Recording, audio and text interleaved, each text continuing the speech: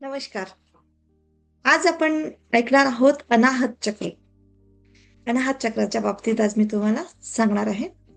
अनाहत चक्र उघडताच असं जे काही घडतं ते म्हणजे द्वेष संपतो, प्रेम आपोआप वाहू लागतं आणि हा अनुभव तुम्हाला पूर्णपणे बदलून टाकतो.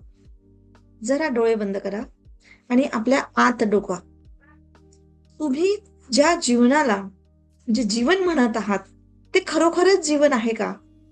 की फक्त सवयीची पुनरावृत्ती आहे? सकाळी उठणं, तेच चेहरे, त्याच चिंता, त्याच तक्रारी, तोच राग, तोच द्वेष आणि मग रात्री थकून झोपून जाणं. मी तुम्हाला विचारते, या सगळ्यात तुम्ही जगता कुठे आहात? तर तुम्ही जगत नाहीये, तुम्ही फक्त सहन करत आहात. आणि या सहन करण्याची मुळं फार खोल आहेत आणि त्या मुळांचं नाव आहे द्वेष. द्वेष कधीच दुसऱ्यांविरुद्ध नसतो, तर द्वेष हा स्वतःच्या हृदयाविरुद्ध असतो. पण मन फार चलाक असतं. तो सगळा दोष बाहेर ढकलतो आणि म्हणतो की त्याने मला दुखवलं, समाजाने मला तोडलं, आई वडिलांनी मला समजून घेतलं नाही, प्रेमाने मला फसवलं. आणि अशा रीतीने तुम्ही स्वतःला निर्दोष ठरवता आणि तो आणि पण मी तुम्हाला हे सांगते की तुम्ही स्वतःला निर्दोष मानत राहता जोपर्यंत जोपर्यंत तुम्ही स्वतःला निर्दोष मानत राहता तोपर्यंत तुमचं हृदय हे दोषांनी भरलेलंच राहतं. तर द्वेष हा एक ओझा आहे आणि हे ओझं तुम्ही लहानपणापासून वाहत आलेले आहे. पहिल्यांदा तुम्हाला ओरडला गेला आहे, पण तुम्ही रडू शकले नाही. पहिल्यांदा अपमान झालाय आणि तुम्ही गप्प राहिले आहेत. पहिल्यांदा तुमचं प्रेम नाकारलं गेलं आहे आणि तुम्ही ते आत दाबून टाकलं आहे. प्रत्येक वेळेस काहीतरी दाबलं गेलं आणि तेच दाबलेलं हळूहळू विष बनलं आणि तेच विष म्हणजे द्वेष.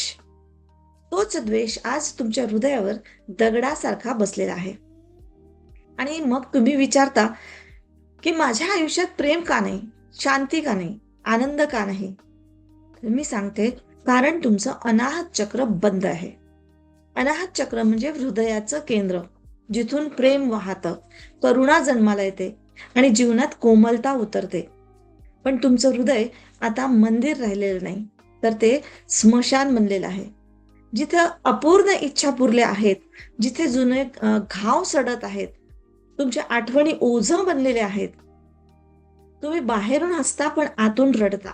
बाहेरून सभ्य परंतु आतून हिंसक अशा वेदना होत आहेत आणि हेच दैवत तुमची वेदना आहे. कोण आपला, कोण परका, कोणाशी प्रेम फायदेशीर तर कोणाशी दूर राहणं सुरक्षित आहे, असा जिथे हिशोब आहे तिथे प्रेम अशक्यच आहे. प्रेम तेव्हाच असतं जेव्हा तुम्ही अट न घालता वाहता. पण तुम्ही वाहत नाहीये, तुम्ही गोठलेले आहात. तर द्वेषाने तुम्हाला गोठवून टाकलेलं आहे. द्वेषामध्ये एक सर्वात धोकादायक रूप म्हणजे तो तुम्हाला कठोर बनवतो आणि कठोर माणूस प्रेम ओळखूच शकत नाही. तो प्रेमालाही सौदाच समजतो. मला काही मिळालं तरच मी प्रेम करेन. पण लक्षात ठेवा, जिथं परतफेडीची अपेक्षा असतं तिथे प्रेम नसतं. तिथे फक्त व्यापार आणि व्यवहार असतो. अनाहत म्हणजे अप्रहाहित अपराहित नाद, म्हणजे धक्का न लागता निर्माण होणारी ध्वनी. पण तुमचं जीवन हे सतत टक्करच आहे. विचार विचारांशी टकरावतात, इच्छा इच्छांशी भिडतात. तुमचं स्वतःशीच युद्ध करीत आहात तुम्ही आणि या युद्धात कोणीच जिंकत नाही. तर द्वेष तुम्हाला शक्तीचा भास देतो. रागात तुम्हाला वाटतं मी बरोबर आहे, पण आतून तुम्ही अधिक तुटता. प्रत्येक वेळेस द्वेष करताना तुम्ही हृदयाच्या दारावर आणखी एक कुलूप लावता आणि मग विसरता की ते दार कधी उघडं होतं. तुम्ही विसरता की कधी तुम्ही लहान होता, निर्दोष, सहज, प्रेमळ. पण तो मुलगा तुमचा म्हणजे तुमचं इनर चाइल्ड ज्याला म्हणतो ते अजूनही आत आहे, पण फार खोलवर दडलेला आहे.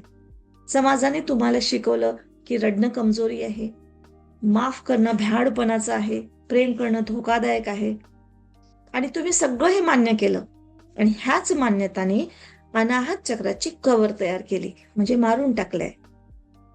लक्षात ठेवा, द्वेषाने तुम्ही दुसऱ्यांना दुखवत नाही, तर द्वेषाने तुम्ही स्वतःला जाळत आहात. दुसऱ्याला कदाचित कळतही नसेल की तुम्ही त्याचा द्वेष करत आहात, पण तुमची झोप उडते, रक्त विषारी होतं आणि तुम्ही हळूहळू जिवंत प्रेत बनता. अनाहत चक्राची यात्रा द्वेष सोडवण्यापासून सुरुवात होते, पण सोडणे ही प्रयत्नाने होत नाही. तर प्रयत्न म्हणजे परत मनाचा खेळ. सोडणं होतं पाहण्यातून. म्हणजे बघतो आपण जेव्हा स्वतःला, तेव्हा तिथून सोडण्याचा गेम चालू होतो. जेव्हा तुम्ही खोलवर पाहता की द्वेष तुम्हाला कुठे घेऊन आला आहे आणि त्याच क्षणी द्वेष हा सैल पडतो. समज हे सर्वात मोठं परिवर्तन आहे. समज म्हणजे क्रांती आहे. मी तुम्हाला काही माफीचा उपदेश सांगत नाही, कारण माफीतही अहंकार दडलेला असतो. मी मोठा आहे म्हणून माफ करतो आहे. पण समाजात अहंकार विरघळतो. समज सांगते की दुसराही तेवढाच अचेतन आहे जितका मी होतो. आणि या समजात हृदयावर साचलेली बर्फ वितळू लागते. पहिल्यांदा तुम्हाला आतमध्ये हलकीशी ऊब जाणवते आणि हीच अनाहत चक्राची पहिली किरण आहे.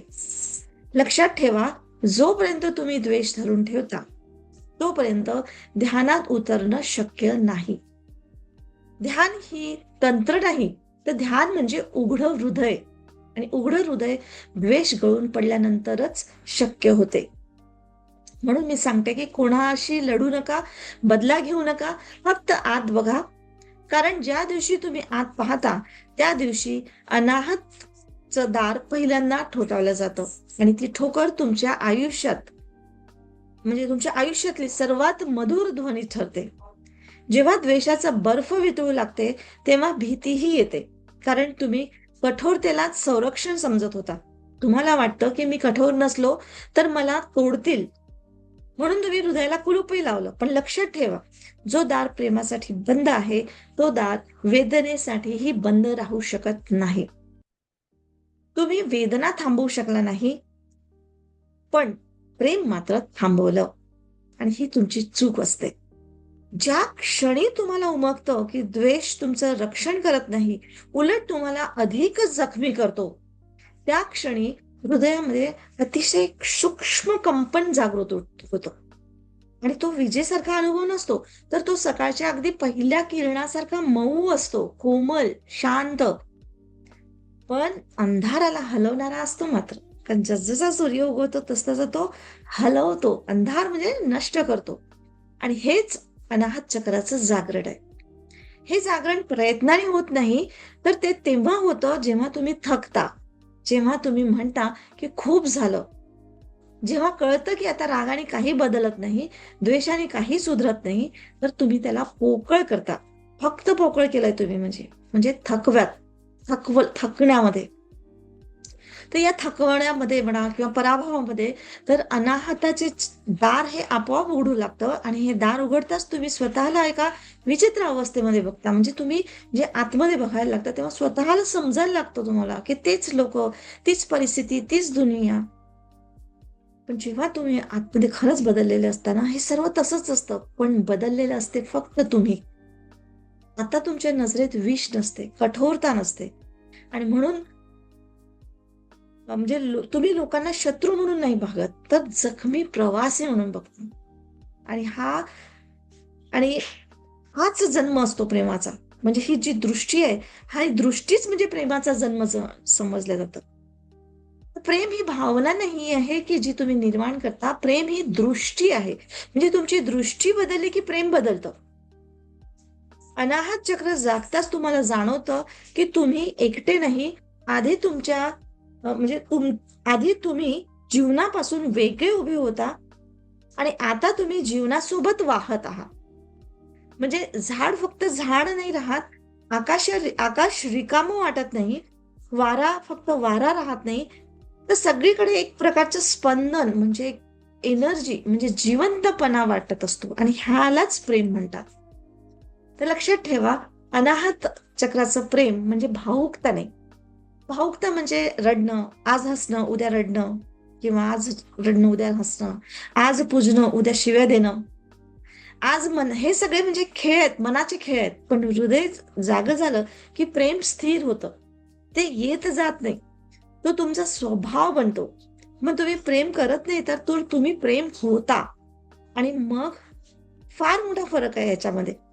जेव्हा तुम्ही प्रेम करता तेव्हा करणारा अहंकार म्हणजे उरतो, पण जेव्हा तुम्ही प्रेम होता तेव्हा तो विरघळतो आणि फक्त तिथे प्रेम उरतं.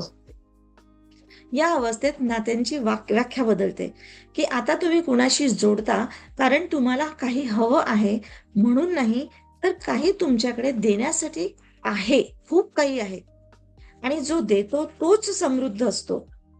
अनाहत चक्राची हीच खासियत आहे.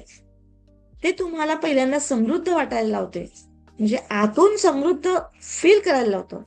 मग धन, पद, पैसा, ओळख म्हणजे हे नसलं तरी सुद्धा आतून एक असं भरलेपणा येत असतं. आणि आत भराव आला की बाहेरची भूक आपोआपच संपते. मग प्रेमामध्ये भीक मागावी लागत नाही, की मला समजून घ्या, मला स्वीकारा, मला प्रेम द्या असं म्हणावं लागत नाही. हीच खरी स्वतंत्रता असते आणि हेच खरं प्रेम असते. तर अनाहत जागरणासोबत करुणा जन्मते. करुणा उपदेश नाही, नैतिकता नाही, तर ती सहज प्रतिक्रिया असते. जसं आई मुलाच्या रडण्यावर धावते. जागर हृदय वेदना पाहून थरथरतं. म्हणजे दुसऱ्यांच्या वेदना पाहून आतून मनाला, हृदयाला थरथराट होतो. पण ही करुणा ओझं बनत नाही, ती हलकं करते उलट. कारण आता तुम्ही वेदना अहंकारातून नाही पाहत, तर आता कळतं सगळं अचेतन आहे, झोपलेले आहेत आणि झोपलेले लोक एकमेकांना दुखावतातच. या समाजात क्षमा आपोआप घडते, प्रयत्नांशिवाय, निर्णयाशिवाय. आणि हाच तो क्षण जेव्हा तुमचं हृदय खरंच उघडतं. तर अनाहत चक्र उघडणं म्हणजे काही कोणताही चमत्कार नाहीये, हे सगळ्यात नैसर्गिक घटना असते. हेच तुमचं घरखर आहे म्हणजे. आणि पण इतके वर्ष तुम्ही मनात राहिले की हृदयात तुम्हाला पर्क वाटू लागलं आणि पहिल्यांदा हृदयात उतरताना एक विचित्र कोमलता जाणवते. कधी डोळ्यात पाणीही येतं, पण ते दुःखाचे अश्रू नसतात, तर ते घरी परतण्याचे अश्रू असतात, आठवणीचे अश्रू असतात. आणि याच स्मरणातून प्रेम जन्मतं. लक्षात ठेवा, प्रेम हे ध्येय नाहीये, तर ही साधना आहे. प्रेम तुमची प्रकृती आहे. अनाहत चक्राचं जागरण एवढंच करतं, तुम्हाला तुमच्या प्रकृतीची आठवण करून देतं. आणि ज्या दिवशी ही आठवण होते त्या दिवशी द्वेष आपोआप गळून पडतो. जसं सुकलेलं पान झाडावरून पडतं. कोणताही संघर्ष नाही, कोणताही आवाज नाही. अनाहतची अंतिम यात्रा फार शांत असते. तिथे ना गोंगाट, ना उत्साह, ना चमत्कार दाखवण्याची इच्छा, फक्त खोल शांती. हृदय पूर्ण उघडलं की प्रेमही अनुभव नाही राहत, तर ते तुमची ओळख बनतं.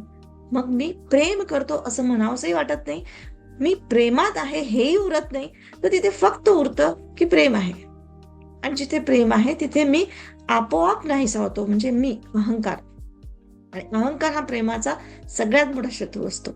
पण अहंकार काढण्यासाठी युद्ध लागत नाही, तर प्रेमात अहंकार आपोआप वितळतो, जसं बर्फ सूर्यापुढे. या अवस्थेत तुम्ही कोणाशी मानलेले नसता, तर सगळ्यांशी जोडलेले असता. हे विरोधाभासी वाटेल, पण हे सत्य आहे. आता कोणी परका राहत नाही. कोणाच्या डोळ्यात पाहिलं तर तोच जीवन स्पंदन दिसतं, जे तुमच्यात धडधडतं. आणि या पाहण्यात करुणा इतकी खोल असते की शब्द अपुरे पडतात. आता तुम्ही कुणाला बदलण्याचा प्रयत्न करत नाही, कारण कळलेलं असतं की प्रेम बदलत नाही, प्रेम स्वीकारतं. अनाहत चक्राची ही परिपक्वता तुम्हाला मौन शिकवते. शब्द कमी होतात, पण उपस्थिती बोलू लागते. लोक तुमच्या शेजारी बसून शांतता अनुभवतात, का ते कळतही नाही. डोळ्यात भरोसा असतो, स्पर्शात आश्वासन असते, मौनात प्रार्थना असते. इथेच ध्यान शिखरावर पोहोचतं. आता बसून ध्यान करावं लागत नाही, तर चाललं ध्यान बनतं, श्वास ध्यान बनतो, मौन ध्यान बनतं. अनाहत चक्र तुम्हाला शिकवतो, जीवन जगायला शिकवतो, साधायचं नसतं.